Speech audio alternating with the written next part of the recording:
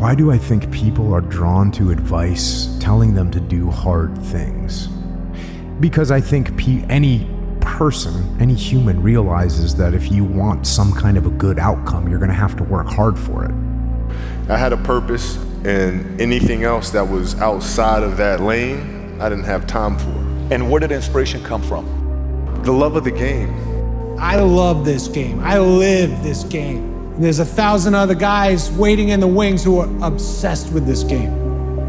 Obsession's gonna be talent every time. You got all the talent in the world, but are you obsessed? Because I think to understand that, we would have to understand what it means for the future to be only potential rather than actuality, and then we'd have to understand how it is that our conscious choices and our conscious ethical choices transform that potentiality into actuality, into reality, into the present and the past. And stop running from the potential of what you can be, guys. It's inside of you. It's always been there. I'm not gonna lie and portray this ultimate poise like I've had it figured out. Nah, I just didn't quit. That's the only distinguishing quality. Unless, you're gonna really take the stance if I'm gonna die behind what I'm getting at right now. But life is hard, and that's the way it's always been. It's our lot. Now, if you don't want to accept that, that's up to you, okay? But it's our lot. It's our place.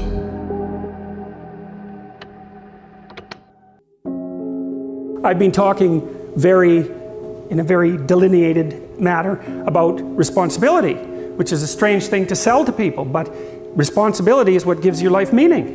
And it isn't an injunction. You're a bad person, you should take on responsibility. It has nothing to do with that. You can define the damn responsibility. It isn't something that someone else should impose on you. It's not a matter of doing what you should do in some abstract manner. It's not that. It's the choice of what game you're going to play. Accept where you are and the responsibility that you're going to take yourself where you want to go. Someone said we have two primary choices in life. We can either accept conditions as they exist, or we can take the responsibility to change them. No. You want to take responsibility for your life. I got me here, I can get me out of this. And I'm getting out. I'm not going to be a volunteer victim. There's going to be things in your life that you don't have control over. And no, there's nothing you can do about that. What you can take ownership of is how you respond to that situation. And so that's what you have to do. Oftentimes, it's pretty easy just to say, oh, that's not me, that's not on me. And people say, that's not my fault, there's nothing I can do about that. And more often than people think, there is something you can do about it. And it is your fault. Okay. No one else has ever done it. No one who has had it worse than you has ever figured out how to do it. You're right. Right, of course you're not right, so shut the fuck up. And what everybody needs to do is turn around and look in the mirror and look at themselves. The problems in your life are your own dang fault. And so the answer into fixing the problems in your life are in your own dang hands. You are all the things that are wrong with you. It's not the alcohol or the drugs or any of the shitty things that happened to you in your career or when you were a kid. It's you. If you wake up tomorrow morning and blame your failure on someone or something else, you have no reason to change, do you? But the first step you have to do is face yourself and be accountable for what you're not, so then you can be what you want to be. But I want to look in that mirror, not impress anybody, not money, not fame, not nothing. I wanted to impress the guy in the daggone mirror. And I worked endlessly and tirelessly to do that.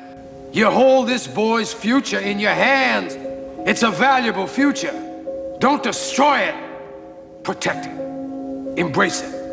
It's gonna make you proud one day, I promise you. I don't want to lose that. I don't want to lose myself in business. I don't want to lose myself in trying to earn a better living, in trying to get a name, in trying to do this. I have turned down so much because I've looked at it and I've asked myself, who's this going to make me be? Who's this going to turn me into? Even a little bit. And it's like, it's just not worth it.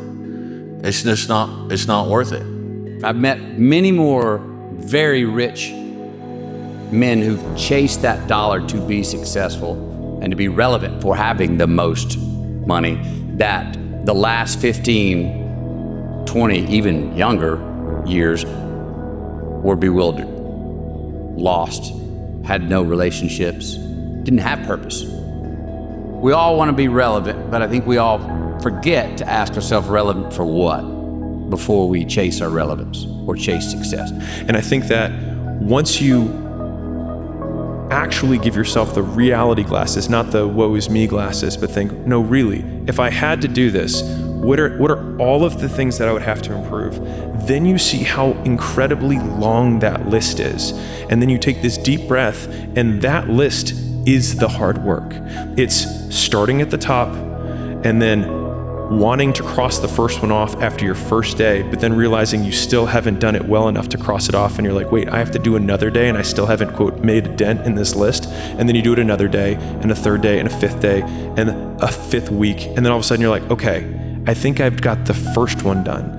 And then you still look at this list, but along the way of doing that first one, you realize 20 other things that you could add to that list. For every one that you cross off, you create 10 more because you start to win in the weeds. You start to look at a higher resolution.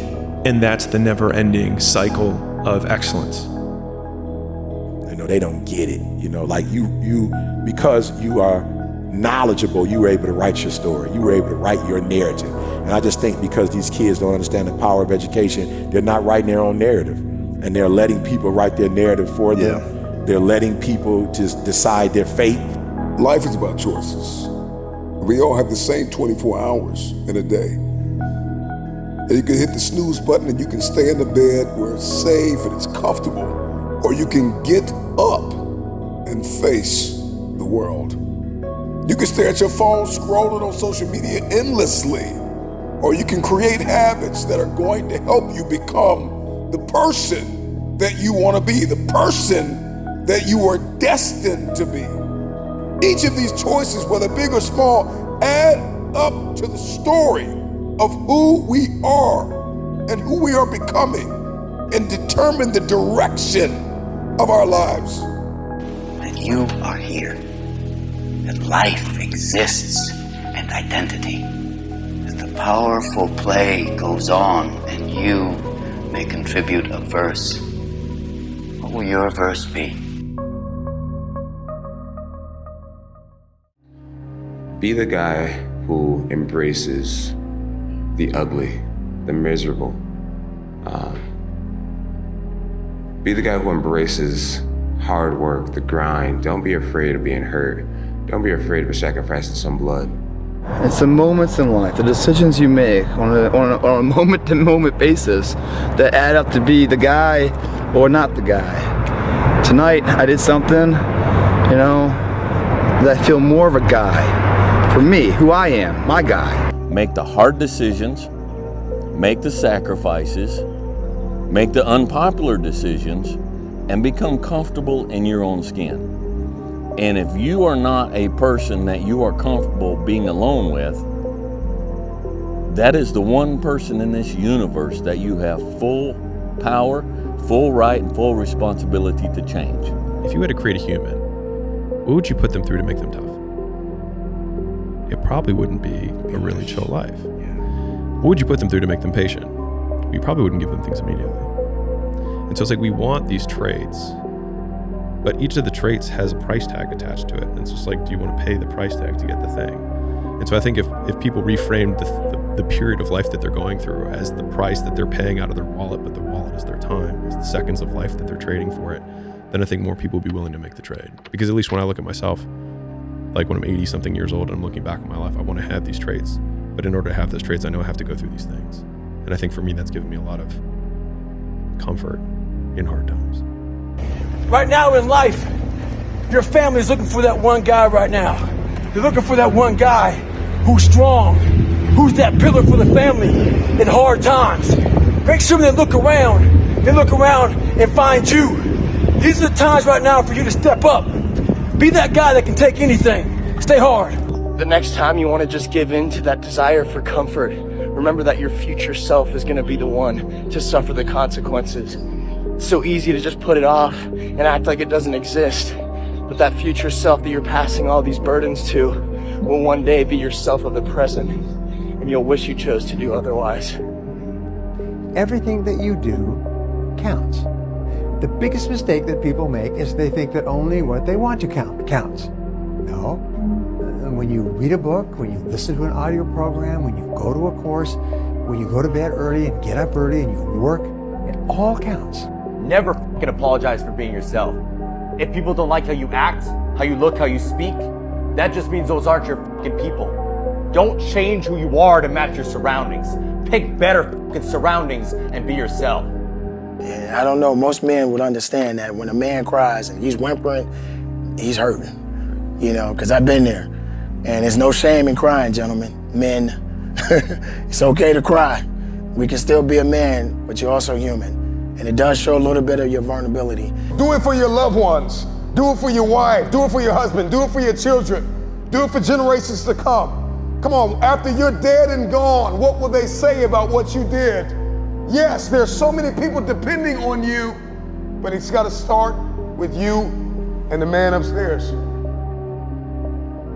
If you want to be great, oh man, prepare to get up off that mat. You're gonna get knocked down over and over and over. And even when you feel like, I can't be hit this hard. Or if you're down there thinking, there's no way I can get up from this.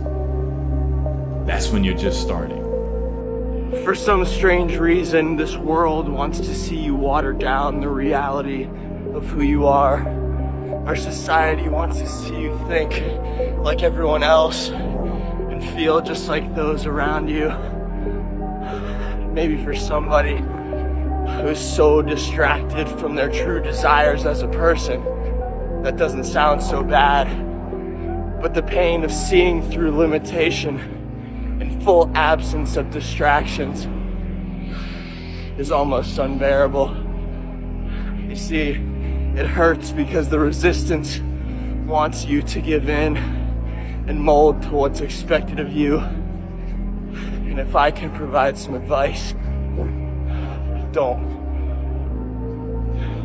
I don't know where you are in your game of life. You may be in your third quarter. You may be in your fourth quarter. Come on, you're not gonna live forever, not in this world, come on. You may be in your first quarter, your second half, and this time it's gotta be personal. See, last time you were just running through the plays. Last time you were just running the songs that you rehearsed in rehearsal. Last time you were just going through the motions and you got numb, come on, and you got tired and weary, and now you're broken and bitter and angry because you lost. And I'm just wondering if you're courageous enough, bold enough, if you have enough faith, come on, if you have enough inside of you, resilience, to come back to the scene. This life is relentless.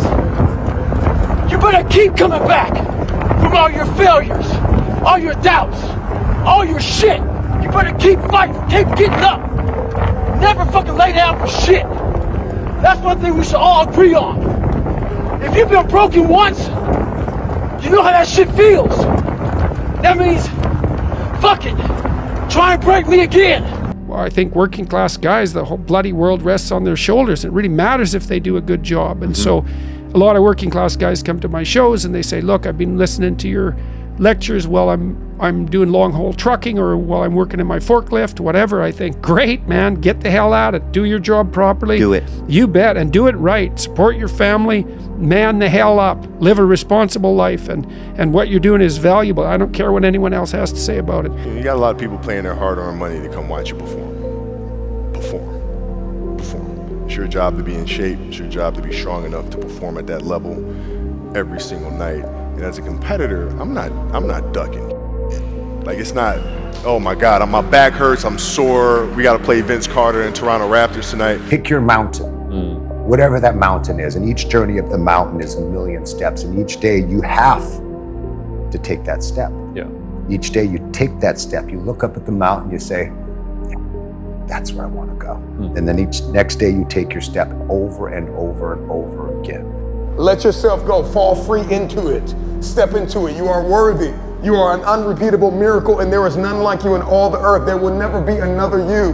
Your DNA, your fingerprint, come on, your gait, your presence, your authenticity, come on, you're special and you're necessary. everything was done to try to learn how to become a better basketball player. Everything. And so when you have that point of view, then literally the world becomes your library to help you to become better at your craft. I'm realizing that I have to daily show up for myself if I want my life to be what I want it to be. Right. It is a battle. And not only that, but it's like you have to have some sort of a plan. When I used to be a little bit more aimless, I was just like, oh, I want things to be good. It wasn't enough.